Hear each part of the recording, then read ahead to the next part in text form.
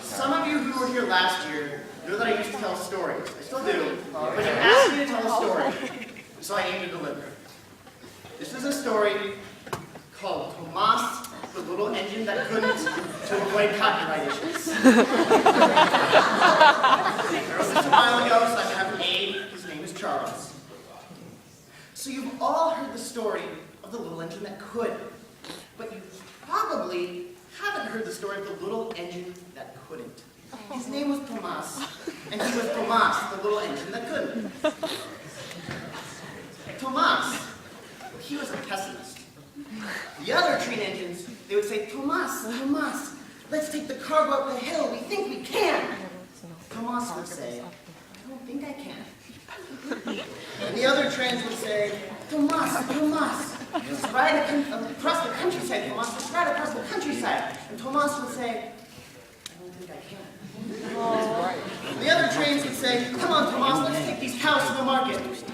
And Tomas would say, I don't think I can. I don't think I can. I do not think I can. all the trains would try and get Tomas to come play outside, to rev in his engine, to toot his horn, to do something, but he wouldn't, because he didn't think he could. Sometimes, just sometimes, Tomas wished he could go play with the other trains. And sometimes he would stare out the windows of the train station, gazing longingly at the other trains frolicking on their own tracks.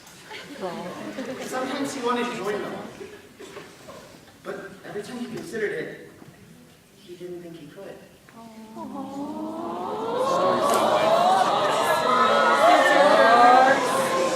Things will happen, things will happen.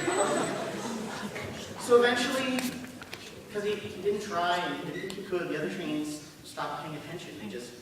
They asked him less and less until he was alone. Because he never really interacted with them, so he spent all his time in the train yard.